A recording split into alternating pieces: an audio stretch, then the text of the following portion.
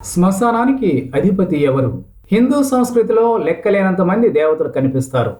భక్తుల అవసరాలకు, అభీష్టానికి అనుగుణంగా వారిని ఆదుకోవడంలో ఒక్కో దేవతది ఒక్కో ప్రత్యేకత. కేవలం పురాణాల్లోనే కాదు, గ్రామీణుల జీవితాల్లో కూడా అనేక మంది దేవతల గురించి నమ్మకాలు ప్రచారంలో ఉన్నాయి. తమ గ్రామాలను వారు కాపాడతారని, తమ జీవితాలకు అండగా నిలబడతారన్న ఆశతో జాతరలు, ఉత్సవాల వంటి వాటితో గ్రామ దేవతల్ని నిత్యం కొలుస్తారు. ఈ దేవతలతో పాటు ప్రతి ఒక్కరూ చివరి దశలో చేరుకునే శ్మశానానికి కూడా ఓ దేవత ఉంది. ఆ దేవత ఎవరో తెలియజెప్పే ప్రయత్నమే ఇది. ఈ స్టోరీ మీకు నచ్చితే లైక్ చేయండి, మీ మిత్రులకు షేర్ చేయండి. ఇప్పటి వరకు సబ్స్క్రైబ్ చేయకపోతే ఇలాంటి మరిన్ని విశేషాలను ఎప్పటికప్పుడు మీకు అందించే మా ఛానల్ను సబ్స్క్రైబ్ చేయండి. మీ అభిప్రాయాలను నిర్మోహమాటంగా మాకు తెలియజేయండి. తమిళనాడులో ప్రసిద్ధమైన గ్రామ దేవత సుదలై మదన్. ఈ దేవత పేరు మీద తమిళనాడులో చాలా మంది వరకు మదన్ అనే పేరు పెట్టుకుంటూ ఉంటారు. సుదలై మదన్ గురించి ప్రాచీన గ్రంథాల్లో ఎక్కడా కనీస ప్రస్తావన కూడా ఉండదు. అయితే ఈయన పుట్టుక, మహత్యాల గురించి మాత్రం కథనాలు కుప్పల తెప్పులుగా ఉన్నాయి. వాటిలో ఒక కథ ప్రకారం ఒకనాడు పార్వతీదేవి కైలాసంలో చాలా దీనంగా ఉందట. ఆమె నిస్తేజానికి కారణమేమిటని పరమేశ్వరుడు అడిగితే తనకు ఓ బిడ్డ ఉంటే బాగుంటుందన్న కోరిక వ్యక్తం చేసిందట.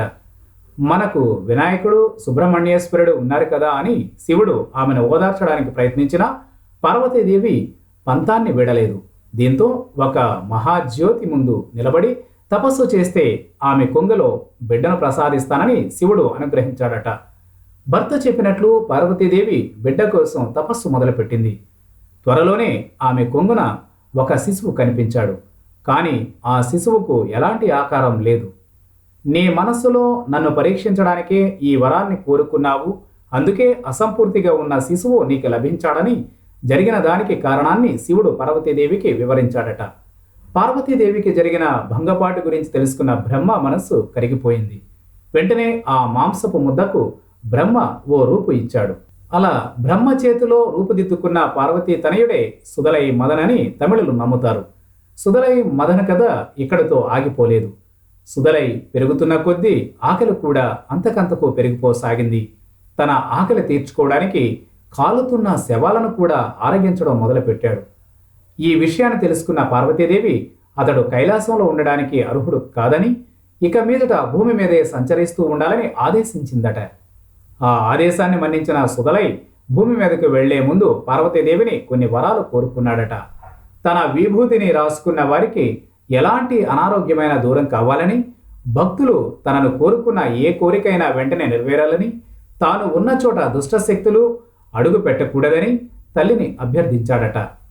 సుదలై మాటకు పార్వతి అంగీకారం తెలపడంతో అప్పటి నుంచి శ్మశానాన్ని తన నివాసంగా మార్చుకున్నాడని అంటారు.